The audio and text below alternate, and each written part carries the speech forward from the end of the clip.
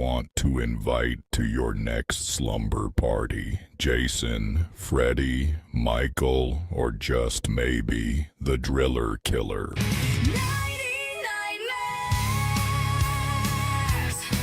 Sleep shirts with a flair for horror. Rock it out with Freddy, chill out with Jason, and pig out with Michael.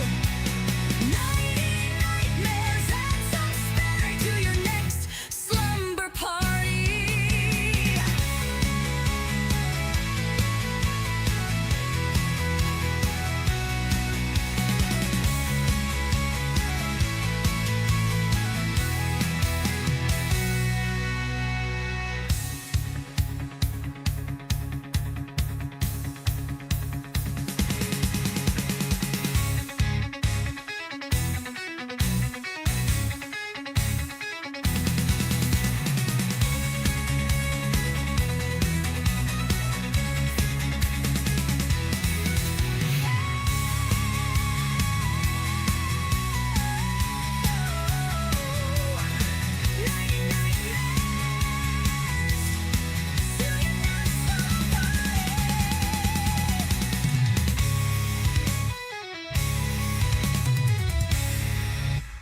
Announcing Nighty Nightmares sleep shirts, exclusively available at deaditesondeck.com.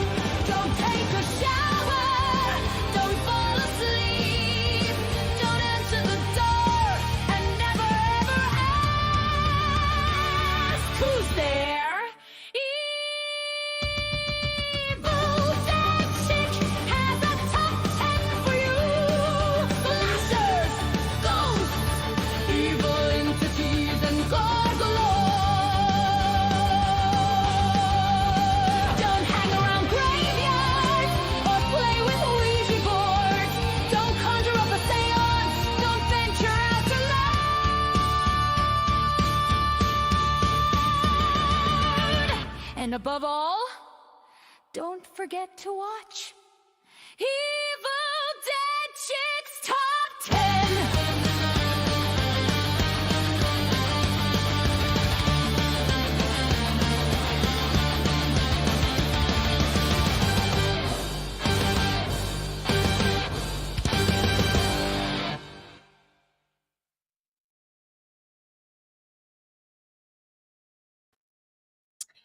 Howdy, gang, and welcome to yet another Evil Dead Chicks Top 10. We're going to be talking about Giallo films here in just a little bit. Hey, the poet. And I'm really excited about talking about this. I mean, I'm liking these top 10s, and I just want to remind you before I get started with them that they're not in any order. They're just top Giallo films in this case that I really, really enjoy. Okay. And it was kind of hard to narrow them down to just 10 because I like a fair amount of these, as does Steve. So I had visuals for all of them except one. And I thought Steve had it, and I know I have a DVD, but I was too lazy to go dig out my DVD. So that's the only one that I'm going to have a screen visual that I'll put up on the screen when I get ready to talk about that. But before we get started with the Evil Dead Chicks Top 10 Giallo films, I just want to do a little housekeeping stuff. So we've got Thursday, or tomorrow night, hopefully starting at 8 p.m. Eastern time, we've got another They're All Messed Up. And I'll be talking about Black Christmas, Bob Clark's Black Christmas from 1974, and the Centerfold Girls and the kills in each one of those, because, yeah, that's what we do for They're All Messed Up. Coming up November 21st will be another Evil Dead Chicks slumber party. And this is going to be Evil Dead Chicks, A Nightmare on El Dorado Avenue slumber party. So we're going to be watching A Nightmare on Elm Street, the original Nightmare on Elm Street, and Nightmare on Elm Street Part 4, folks. So be sure to have plenty of caffeine. Come November, I keep wanting to say October because we're in October, but November 21st, starting at 7 p.m. Eastern Time. And hopefully, now that everything's working again for me, I'll be able to have a new sleep shirt to premiere for you guys and gals. So I've got that coming up. I have a movie munchies and Ozzy Osbourne related movie munchies coming up October the 25th. Or maybe it's the 26th. Lord help. I just can't remember anything anymore, folks. Let me just double check myself. It says coming soon. Let's see. Huh. For some reason, that's not playing back. Huh. Oh, well, I guess if y'all tried to watch my coming soon thing for the movie Munchies, there's an error on that right now. I don't know how long that error has been there. It doesn't say it's blocked or anything. It just says it's a playback error. I don't know what's going on with that. Okay. Well, hopefully it'll play at some point. But anyway, October 26th. Sorry, folks. All right. So October 26th, that's a Sunday. I don't do the Movie Munchies live anymore, but it will drop at some point on Sunday that Sunday for Ozzy's October Burrito. And I'm going to attempt to make Ozzy's favorite, supposedly his favorite burrito that he used to get at Chipotle.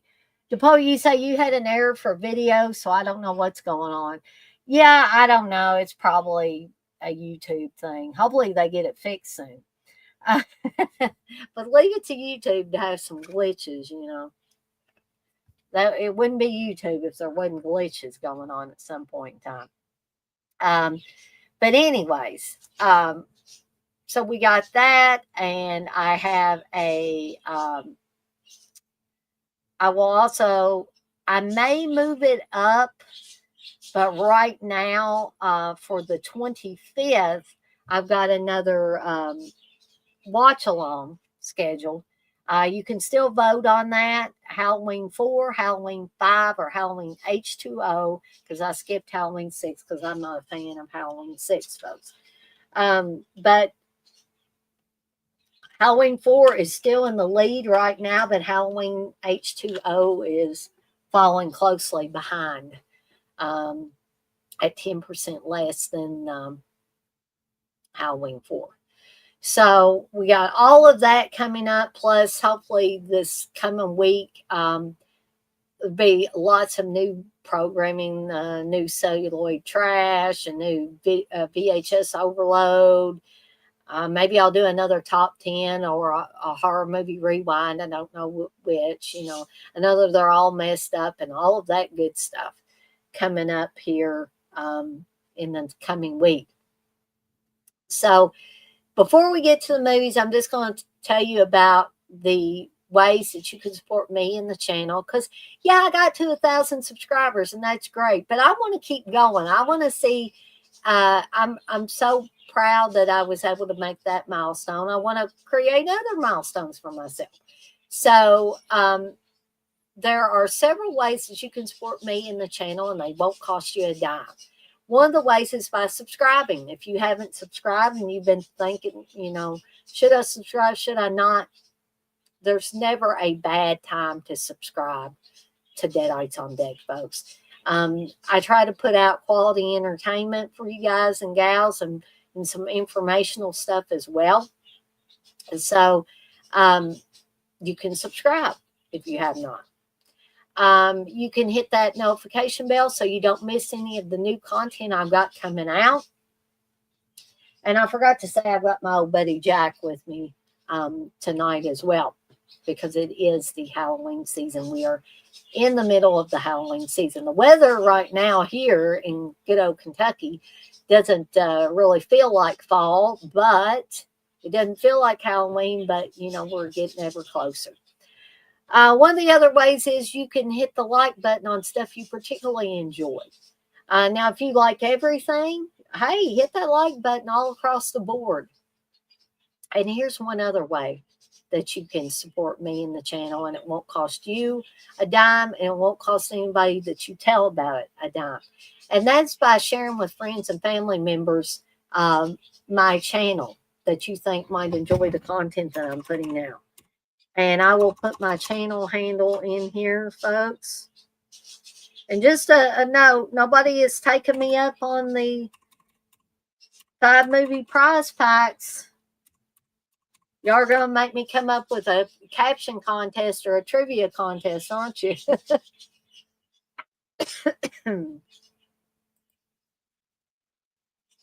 All right. So, without further ado, we're going to go ahead and get to these Giallo films. I'm just going to kick it off with the first one. Like I said, these are not in any particular order, folks. So, the first one, and I know I'm going to have a lot of Dario Argento stuff. I tried not to have all Dario Argento, even though it was really hard not to, because he has so many good ones. I have not yet the poet, but I haven't checked my email today. It's possible that they may do that. But there was something else I noticed that I thought I had enough watch hours, but they may not let me do it unless I get 2,000 more watch hours, which probably won't take me very long. But I am going to keep checking my email and see if I get a notification about putting the ads on the videos, because every little bit helps, and I try to put the majority of the money I get from anything channel related back into the channel, whether it's buying new equipment or whatever for the streams and stuff, streams and the videos and all that. But Deep Red, this has always been one of my top Argento films. It's probably my top Argento film, followed closely by Tenebrae. A lot of people put Suspiria up there, and I'm not going to talk about Suspiria tonight because I don't think of Suspiria as a Giallo, right? I think of it as like a supernatural type movie. And I know people differ on that. But Deep Red, I love the storyline. I love Argento's, gruesome imagery in this. It's grotesquely beautiful. And what I mean by that is it's almost like artwork. Even the kills in his movies are like artwork. It's like this gruesome, macabre piece of artwork when people get killed in an Argento film. If you've never seen an Argento film, then hey, Blissful, yeah, you did catch a live. And I'm talking about hopefully some interesting stuff that everybody will find interesting in here. But so Deep Red tells the story of Mark, or Marcus Daly. He goes by Mark, and played by David Hemmings. Who David Hemmings, I don't know about anybody else, but David Hemmings in his younger years reminded me of Paul McCartney a lot. I thought he was a very nice looking young man. But we all get old, and I'm not saying he was ugly when he got old. It's just that he was a very nice looking young man, especially during the time like Deep Red was made. And Daria Nicoletti is on this too, playing, I always considered her a flirty love interest in Deep Red.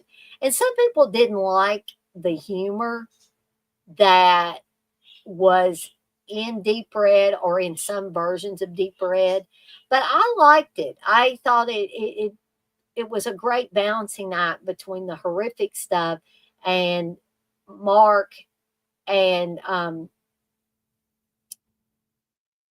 Gianna, Daria Nicoletti's character. The way they played off each other was just absolutely fantastic. But we have a killer who is going around killing people that they think is going to, reveal their secret or find out about their secret. Starting off with Olga, I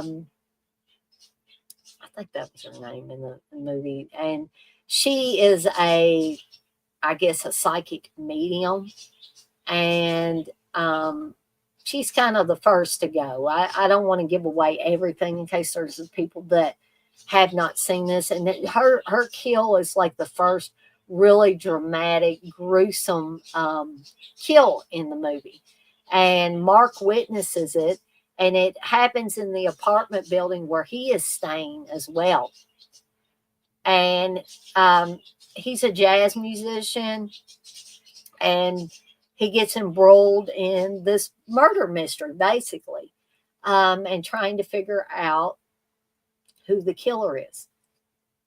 But I just absolutely love Deep Red from the opening credits of this weird bunch of dolls and marbles and rope and all this stuff. And you have that pounding goblin score in it as well. And everything just works in this movie. Just it absolutely is a almost perfect piece of filmmaking. Um, and I remember the first time I saw Deep Red, I was just like, wow, just wow, and I'm trying to remember if Deep Red was the first Argento film I ever saw. And I'm thinking more along the lines that Suspiria was. But when I watched Deep Red for the first time, I was like, this opened a whole new door for me as far as Argento films. The poet, you say, would you consider the original Friday the 13th one since it's a mystery? Yeah, in a lot of ways, yeah. I mean, some people would say, "Oh, it's just a slasher movie," but I, as much as I love Friday the 13th and respect Sean Cunningham for making it and Tom Savini doing the special effects and all that, I think of the slasher films, like especially the American slasher films. I think of them as Giallos that are missing the style. And by what I mean by that is they don't have a style like Argento. The kills to me in an American slasher film are not like pieces of artwork. I mean, they're fun and all that stuff. Those movies are fun. But you're dealing with a whole different animal when you're dealing with these Italian Giallos in particular. But that was a good question, though. Things like Dress to Kill have been referred to as Giallos as well. Dress to Kill, directed by Brian De Palma. But Liz, will you agree with some of those statements I just said? But Deep Red, I'll go ahead and I'll have to take my QR code off. That QR code, by the way, is for the Deadites on Deck horror shop. It'll get you directly to it, but I didn't want it to cover up my rating scale, which I'm going to go ahead and give ratings for each one of these. So I definitely give um, Deep Red 5 deadites out of 5. This one is a fantastic Giallo, in my opinion. All right, so moving on, we have another Argento film.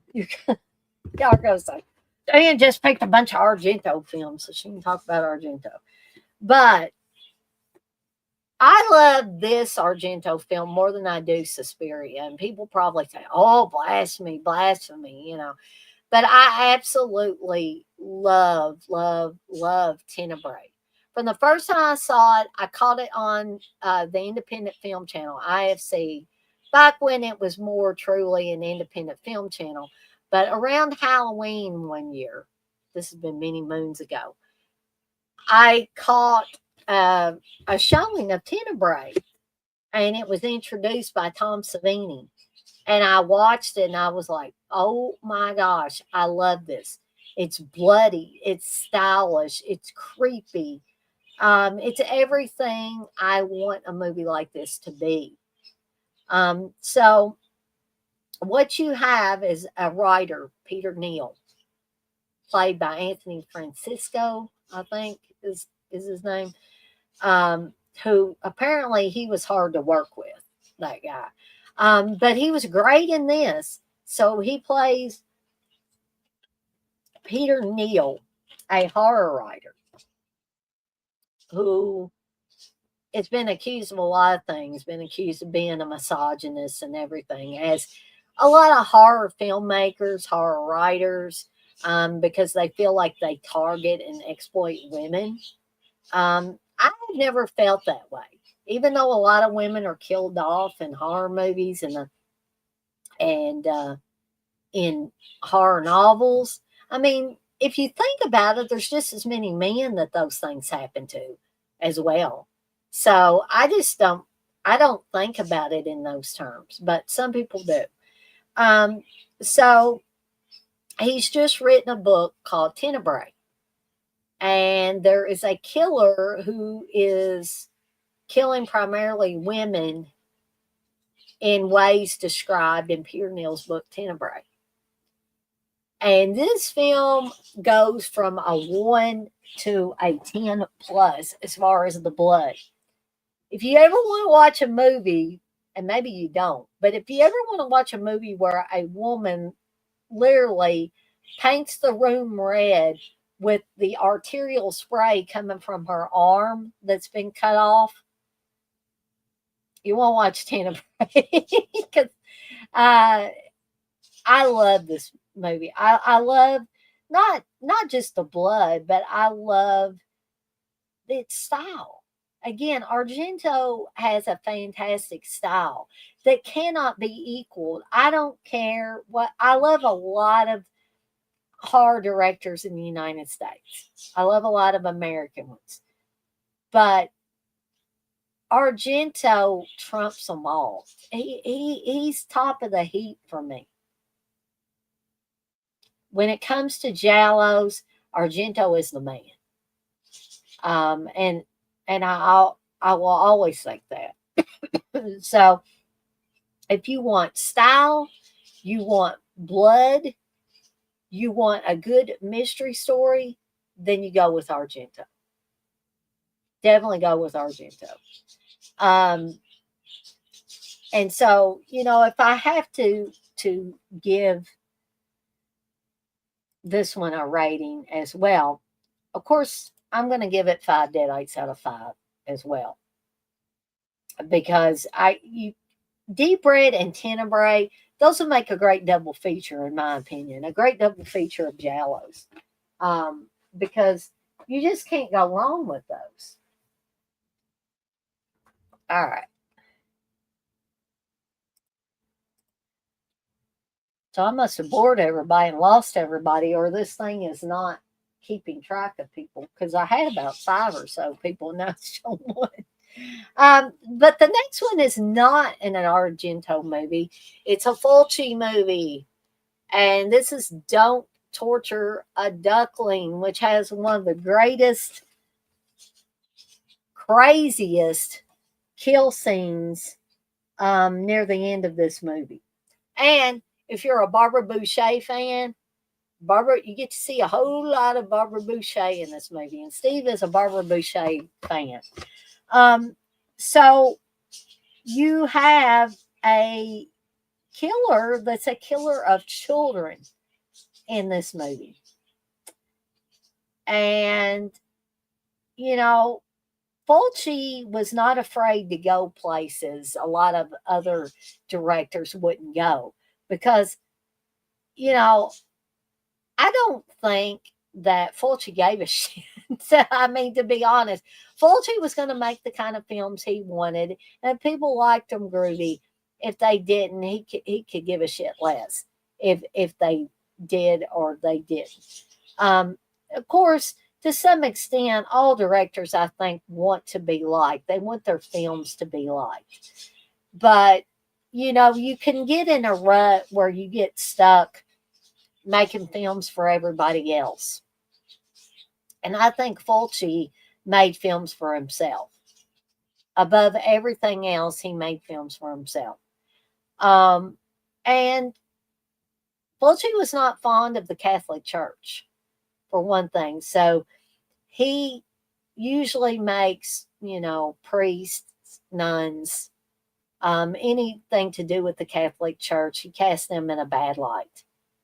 Um, and I'm not saying that just to cause controversy. I'm saying that because that was true. If you read up on Fulci, you will find that out. So, anytime anybody from the Catholic Church is presented in a Fulci film, they are not filmed in a very good light. For instance, Gates of Hell, City of the Living Dead.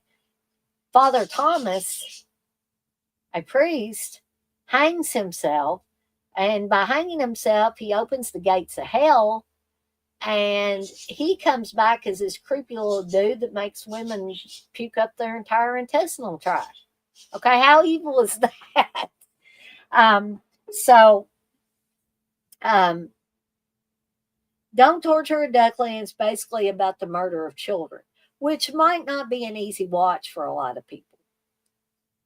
Um, but the movie itself is not quite as stylish as Argento, but it's got its own style. It's got a Fulci style to it. And, the beautiful Barbara Boucher is in it. And I can admit that she's beautiful in this and other movies. And I met Barbara Boucher with Steve's many moons ago, and she was very, very sweet and nice. I did enjoy meeting her. So, yeah, you're going to see a fair amount of her flesh on this movie. But that is not what I concentrate on. I concentrated more along the storyline. So that's Don't Torture a Duckling. I'm not going to give it quite as high as the Argento films, but I will give it four deadites out of five. I think it deserves that. Okay. So continuing on, this is Steve's copy. I had to steal his copy of Opera. It's another Dario Argento movie. Isn't that great artwork with the crow or the raven or whatever with the eyeball and the smile? Um, Only one you've seen is Suspiria. Oh man, the poet. Hopefully, this will get you wanting to watch some other Argento films. That's another reason why I don't like to give away the endings or anything like that, because people might want to consider watching these or some of these. But Opera is kind of like a Phantom of the Opera type story. You have someone killing people in an opera house, basically, a very angry person. But here's a twist to this, and this is something I absolutely love, and this goes back to Argento style. The killer is killing people around this one particular actress in the opera, and or singer, or whatever you want to say. And they want her to watch as they are killing people around her.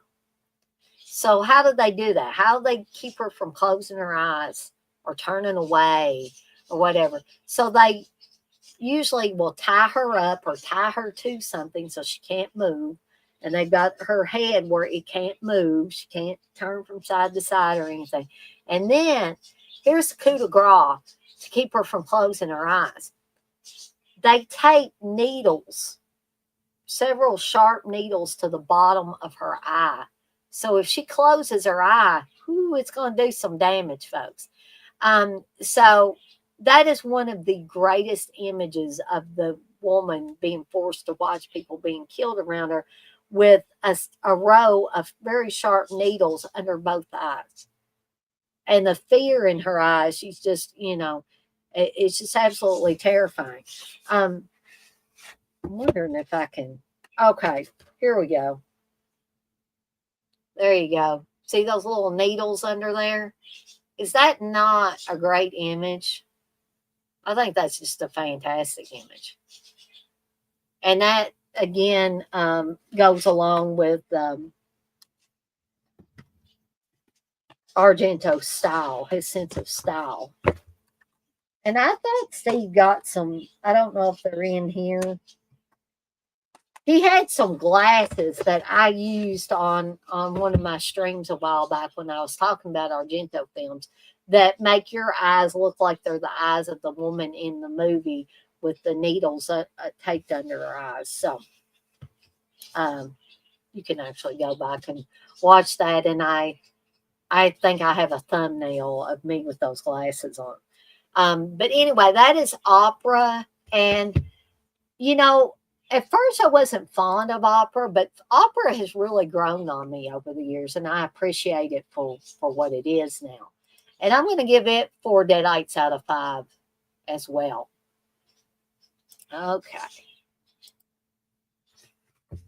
So moving right along, this one isn't an Argento film. And this was another one that I didn't really pay much attention to the first time I watched it. And then the second time I watched it, I was like, holy cow. So when this great edition of A Blade in the Dark directed by Lamberto Bava came out, this is one of the coolest cases for a movie. But that's not the only reason I saw or I bought it. It was because I had watched it again for a stream or something, and discovered that this movie is really, really well made. And it's got a kick-ass box, because you can, let me see if I can flip it over and show you the other side. But this is the side I like. And it comes off of there like that. And then you can slide the movie out here. Oops, don't want to get in trouble with YouTube. Forgot about that. Can't show you that side, folks, because there's boobies on there. Maybe that'll be safer to show, right? But A Blade in the Dark is about a musician who stays in this little villa or whatever you want to call it. He's renting it. So he can, in solitude, so he can write his music. Mikhail Suave's in this. I think Mikhail Suave's like the realtor or whatever that rents this house out to the musician. And some weird things start happening. He hears things in the house, and soon he comes to realize that there's a killer stalking around. But I love this movie more now than I ever did. Like I said, I had this on DVD way back when, and I watched it, and then I think maybe I watched it again, but then the years and years and years went by, and I never even thought about it again, really. And then for a stream or for somebody else's stream or something, I needed to rewatch it. So I pulled out my DVD and I watched it again, and I was like, why did I not get this way back when? Because sometimes the killer will have a mask on, and the mask is not really creepy in and of itself, but when the killer is talking and wearing the mask, it's like there's something inherently creepy about the whole setup. And you have this weird neighbor that just shows up in the guy's house and like just jumps out at him. You're like, what the heck? So you have all these weird things going on, in addition to um, the the main storyline, right? So, A Blade in the Dark, I can definitely recommend. Um, upon at least a couple more viewings. Now, years ago, I wouldn't give it 5 deadites out of 5, but I will give it 5 deadites out of 5 today. I say if you can find a for free copy of this to watch and take a gander at, oh, yes, please do. I would love to hear what people think about it after seeing it, especially, people that have never seen it before. Okay. So, the next one is A Bay of Blood. And I had to ask Steve. I mean, I thought of it as a Giallo, but I asked Steve, I said, do you think of A Bay of Blood as a Giallo? And without skipping a beat, he said, yeah. And A Bay of Blood is supposedly directed by Mario Bava. But if you've seen Mario Bava's other films, you know that this is unlike any film that Mario Bava has ever done. This is, in my eyes, this is way too gory and bloody for a Mario Bava film. And it was said that that it was directed.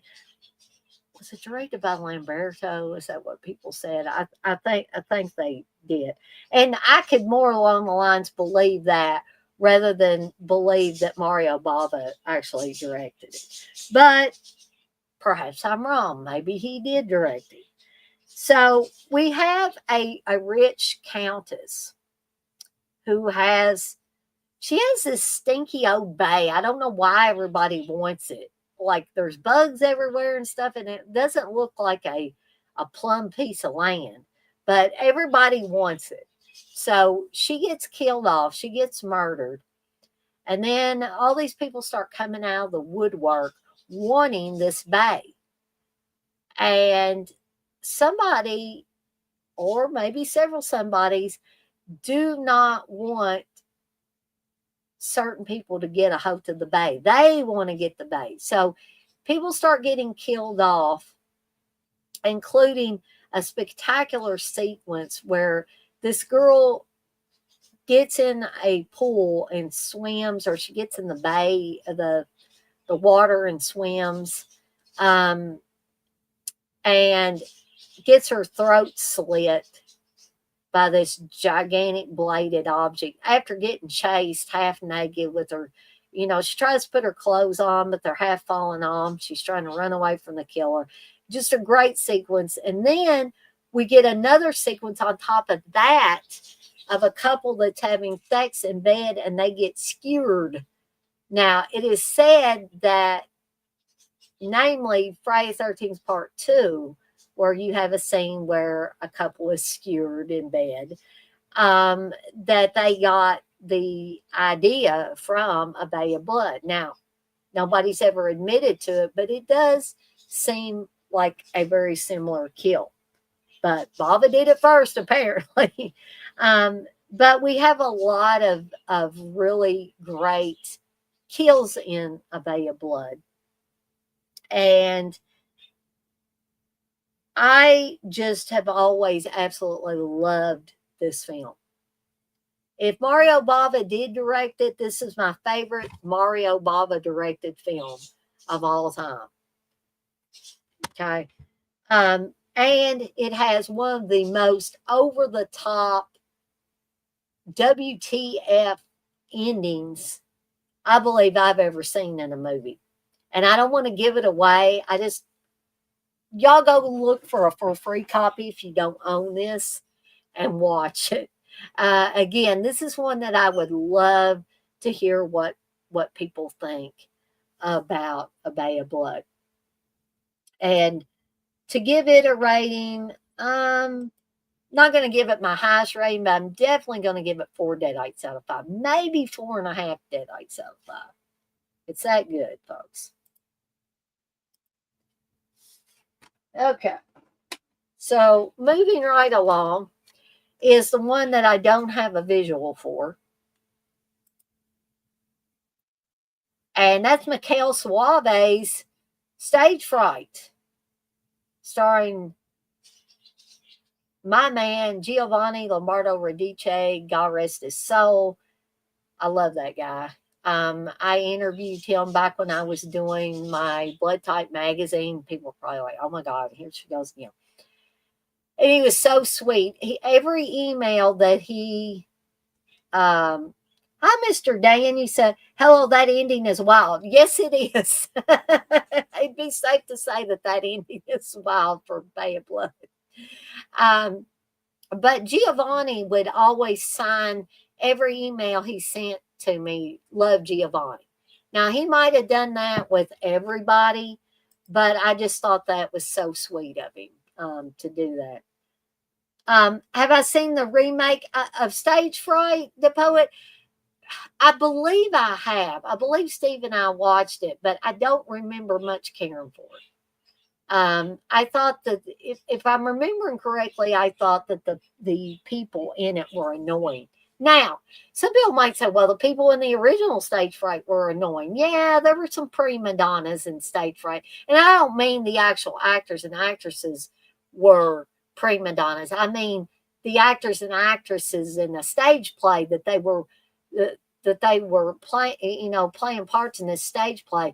Those characters were prima donnas. But what's not to love about Stage Fright? And one of the top things I love about this film, because I had never seen it before or since in a film, the killer in this film wears a gigantic owl head. Now, where else have you seen that in a horror movie or any movie, that somebody runs around with a gigantic owl head on? But I love the mystery of this one. It has some creepy moments. It has some great kills in it. And it's probably, for me, my favorite Mikhail Suave film. Some people might disagree with that, and that's okay. That is perfectly fine. But I think the thing that makes this so endearing to me is that owl's head, that daggone owl's head. Because for one thing, I love owls. And to see a killer running around with an axe with a gigantic owl head on, it's just like, it's so outrageous, but outrageous in a good way. And I particularly remember the kills being great in this. The imagery is great. Mikhail Suave does a fantastic job with Stage Fright. And this is another one, otherwise I wouldn't be talking about it on Evil Dead Chicks Top 10 if it wasn't worthy of watching, and worthy of watching more than once, right? Okay, so to give this one a rating, I'm going to give this one 4 deadites out of 5 as well. Okay. Moving on is another film that grew on me. And maybe not a lot of people, but some people have said over the years, The Four Flies on Gray Velvet, another Argento film, folks, is slow and boring. I don't feel that way. Look at this image right here.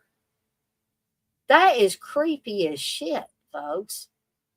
That mask that the killer's got on, the camera, the gloves. I mean, there's just something off kilter about that imagery.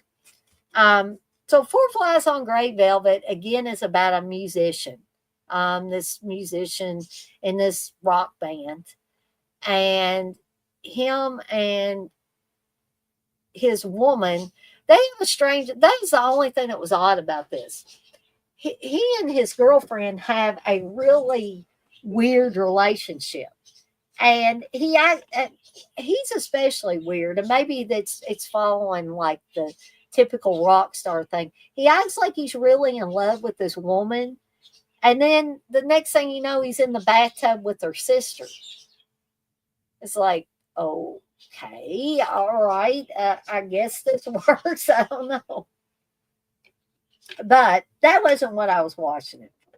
Okay, so why is it called Four Flies on Gray Velvet? Because they are able to figure out eventually who the killer is.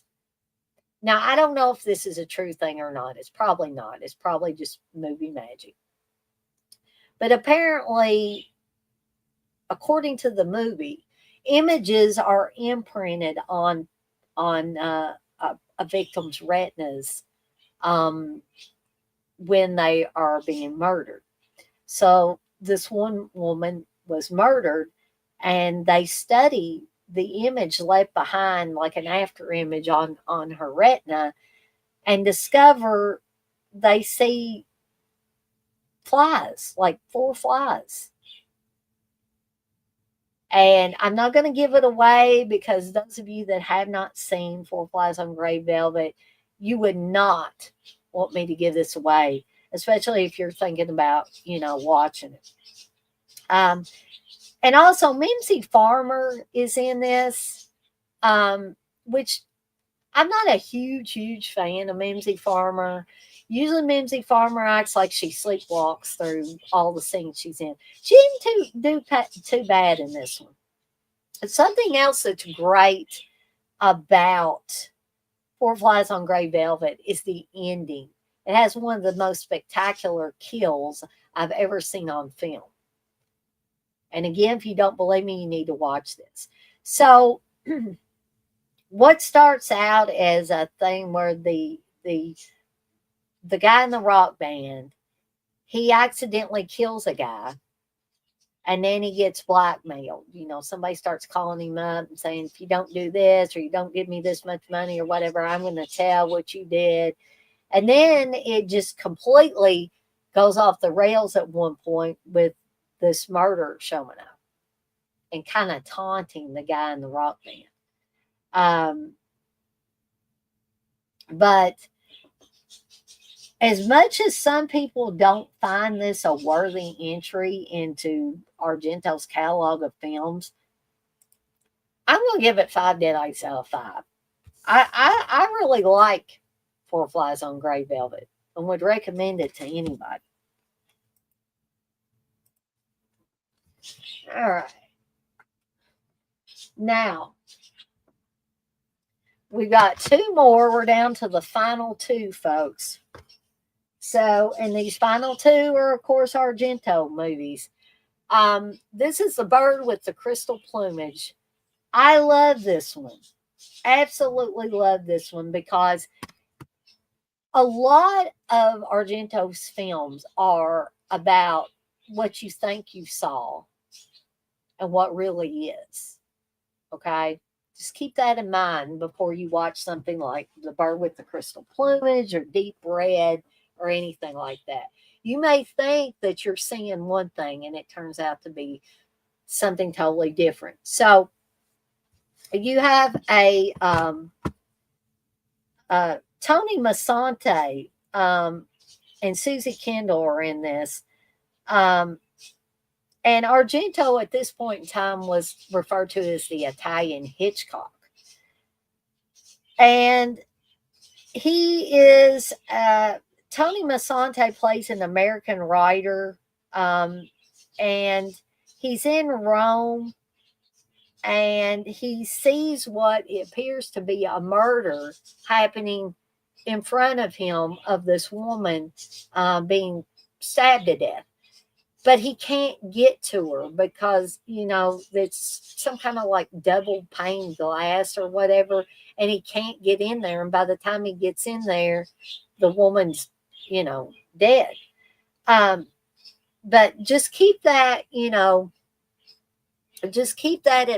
that sometimes when you see, or a lot of times when you see something, you think you've got it down pat in an Argento film, but never ever get comfortable with what you think you might have seen in Argento film, because that man can do so many twists and turns along the way that it is just incredible.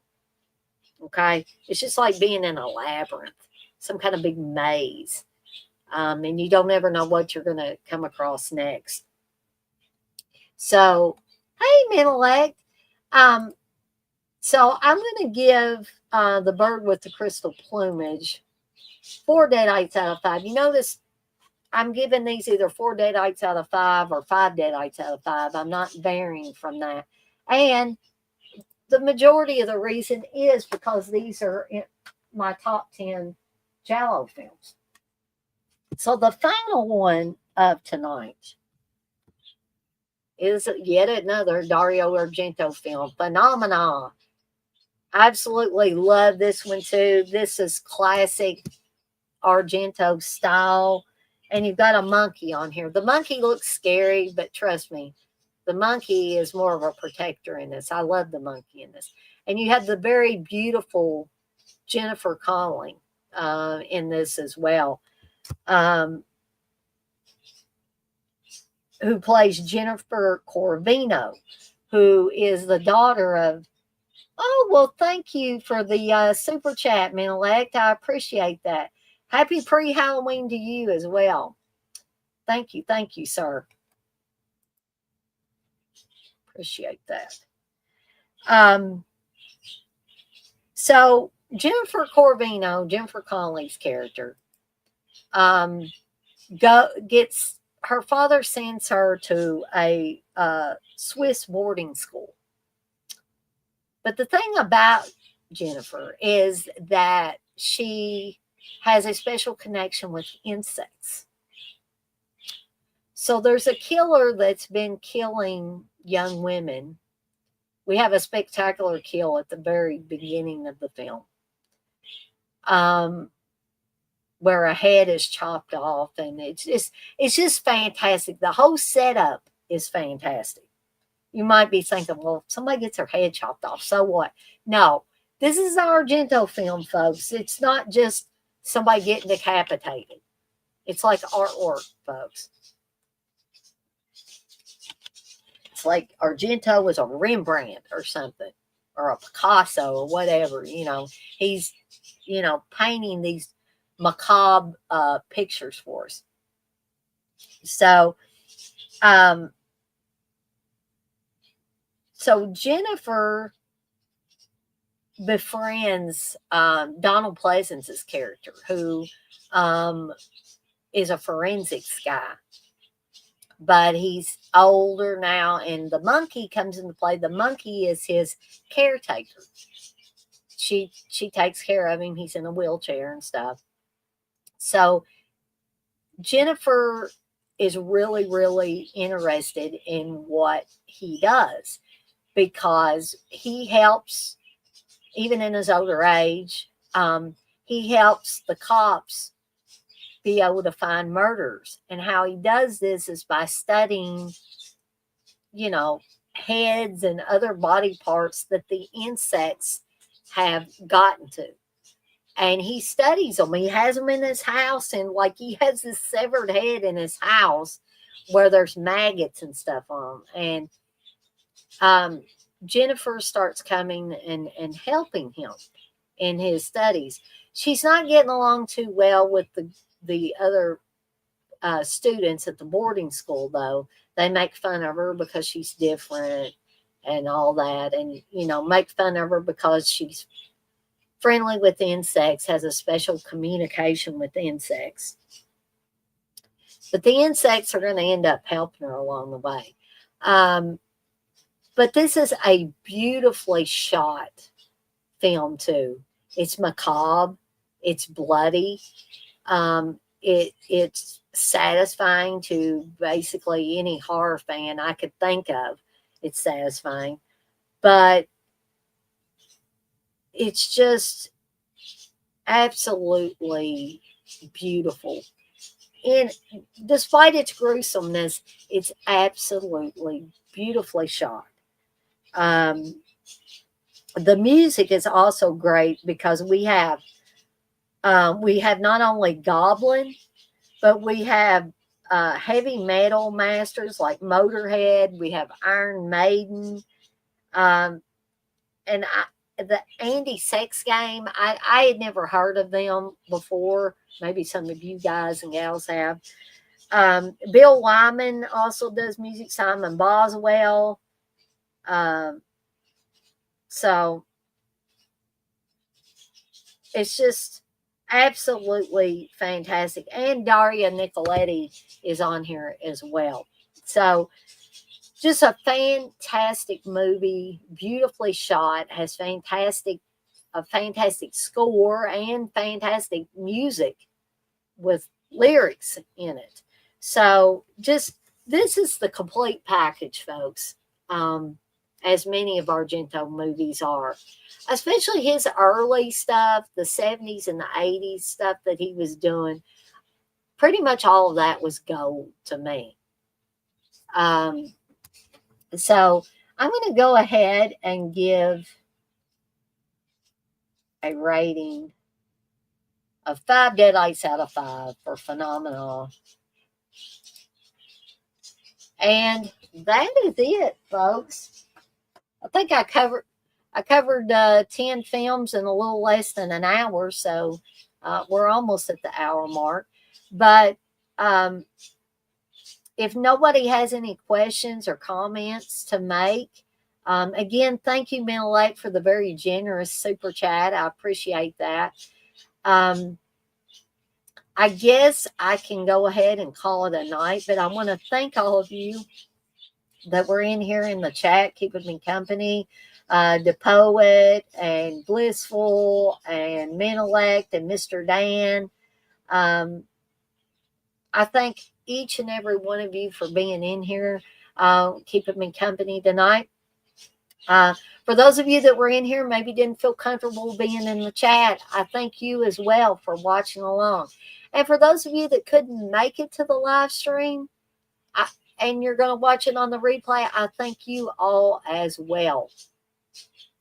And as always, I'm off like a dirty shirt. This shirt ain't dirty, but I'm off like one. And I want to remind everybody, as I always do before I get off of here for the night, to be kind to one another and blaze that trail. Have a fantastic rest of your Wednesday night, folks. Getting ever closer to the weekend. Get out there. If you like Ozzy Osbourne, get out there, blast some Ozzy, and try your best to live the Aussie way. And what do I mean by that? Don't stay stuck in the past, folks. Move or stay in the present, move forward into the future, and never, ever give up on your dreams. I love each and every one of you guys and gals out there, and I'll see everybody next time.